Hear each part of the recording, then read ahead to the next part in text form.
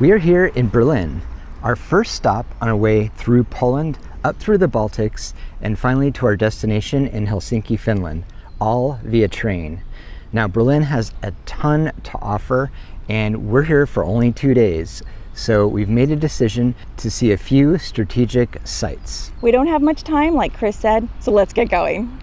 Over the next 3 months, we will be traveling through Europe by rail and ferry.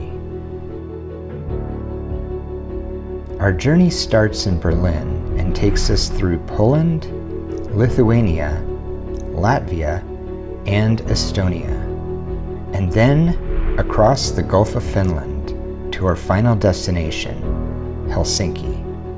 Along the way, we'll sample regional cuisine, explore traditional music, and learn about the history, architecture, and culture of the places we visit.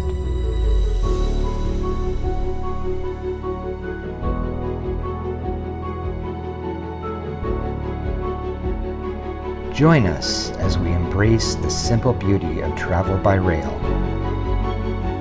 We're Stephanie and Chris, and this is 388 Days. Behind me is the beautiful Charlottenburg Palace. It was finished in 1699, so it's pretty old. A lot of it was destroyed in World War II, but has been refurbished and rebuilt, as you can see. It was done in the Rococo and Baroque style, so I imagine it's pretty lavish inside. So let's go see what we can find. Step inside Charlottenburg Palace and you're transported to Prussian grandeur. Gilded halls shimmer with gold leaf detail, crystal chandeliers hang from soaring ceilings, and richly painted frescoes crown each room. The Rococo-style apartments glow with antique mirrors, ornate furniture, and delicate porcelain, reflecting centuries of royal elegance and opulence.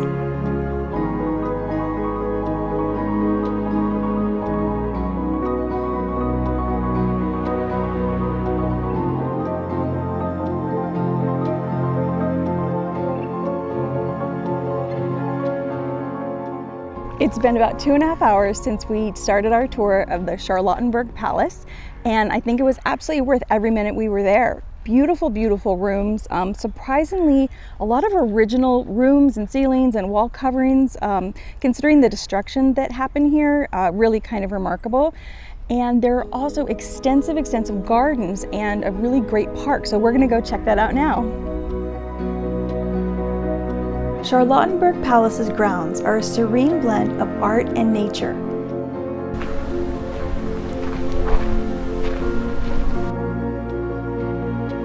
Manicured Baroque gardens, tranquil lakes, and tree-lined paths lead to the Royal Mausoleum, a peaceful neoclassical chapel where Prussian kings and queens rest in dignified silence.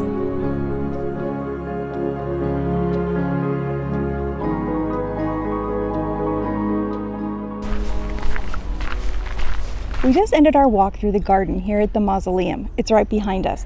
We went inside and it's really beautiful, really kind of touching. And I think that there are a total of 6 kings and queens of Prussia, emperors, empresses buried there. Really kind of solemn, beautiful, a good way to end our tour here at the palace.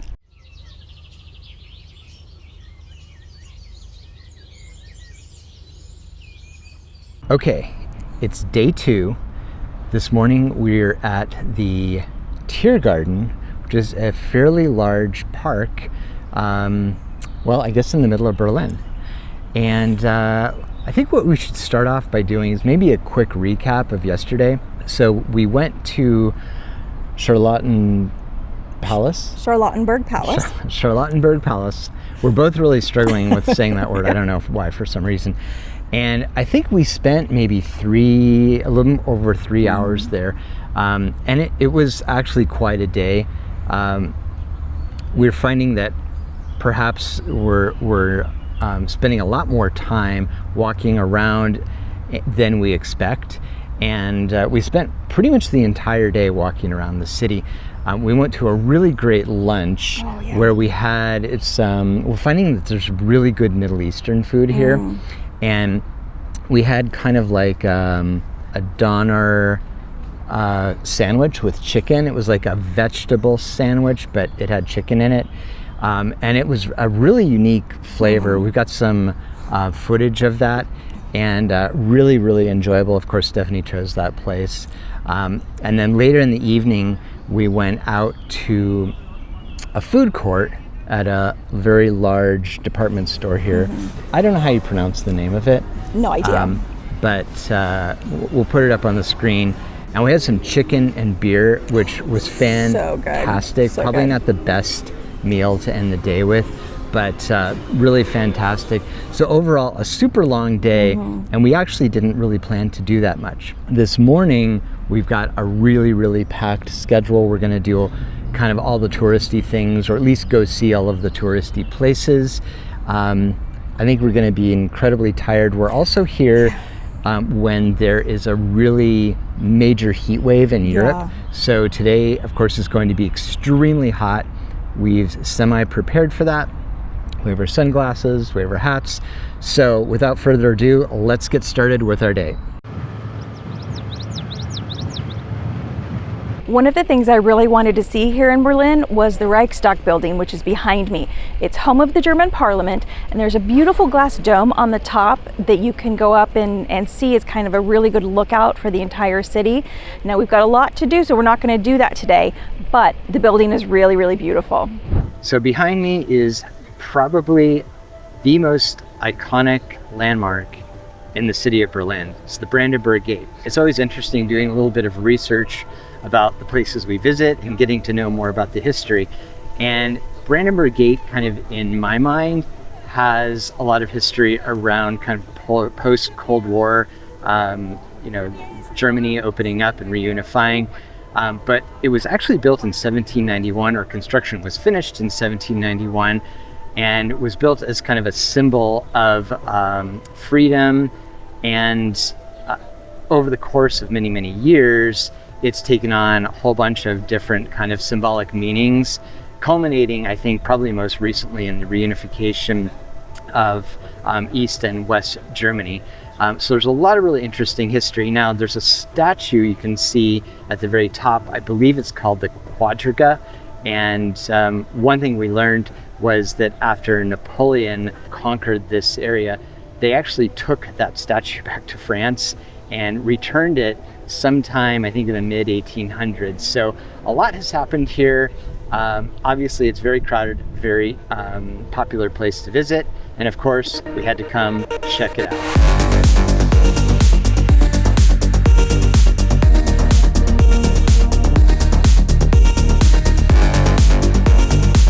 From the Brandenburg Gate, we've walked up the boulevard Unter den Linden, which is named after the linden trees that line the street. It's a really nice boulevard, and off to the sides there are little plazas or platzes that you can go and explore. We found Bibelplatz, which has the St. Hedwig's Cathedral and some really interesting things over there, and we've ended up in front of the Berliner Dom, which is the Berlin Cathedral.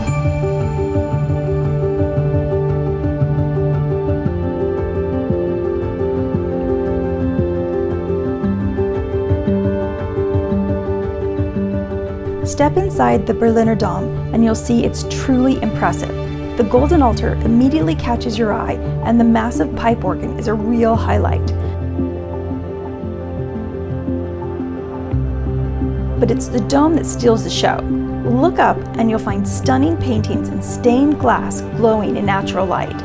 It's a beautiful place to spend some time. And if you've got a bit of extra energy, you can climb the 267 steps to the base of the main dome and see some amazing views of Berlin.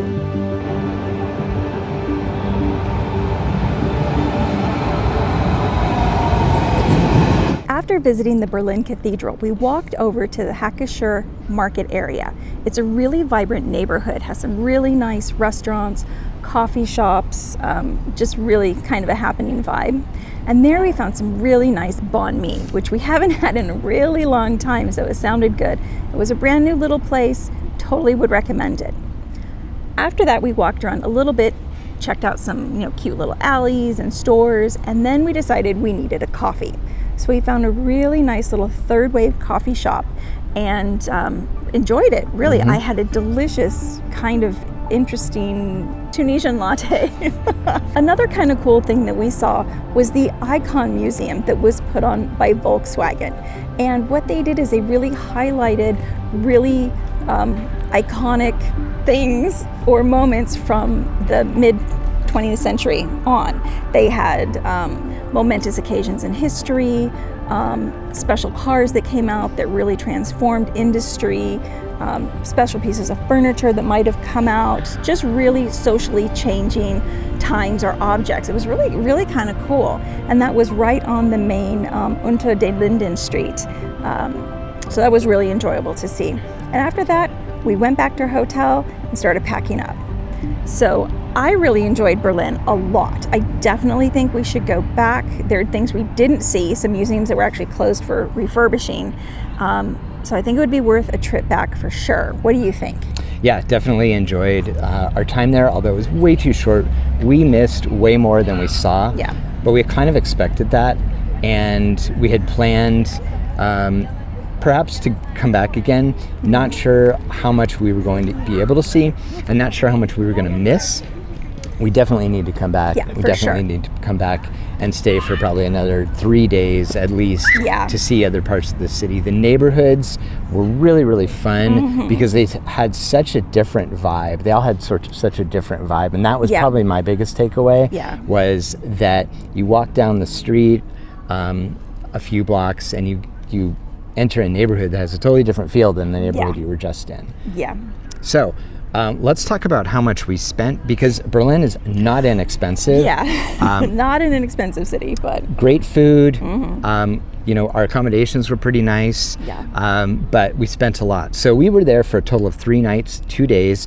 For accommodations, we spent $423.58, and that was staying at a hotel. We took public transportation around the city. Typically that was going to be either the bus or one of the streetcars or the metro there. We spent a total of $55.12 doing that. That included transportation in from the airport. I think it was a little over $4 each time we traveled. So we didn't travel that much. It wasn't inexpensive, but it was a lot less expensive than taking something like Bolt or Uber. Dining out, we had 3 dinners out, 2 lunches out, and we had 3 breakfasts, and that came to a total of $187.54. Experiences, we only went out to one place, and that was the Berlin Cathedral, and that cost us $23.60. So for a total of 3 nights and 2 days in Berlin, we spent $689.84, which was quite expensive, but also well worth it in my opinion. Yeah, absolutely. So we definitely want to go back to Berlin. Thanks for joining us, and we'll see you in the next one.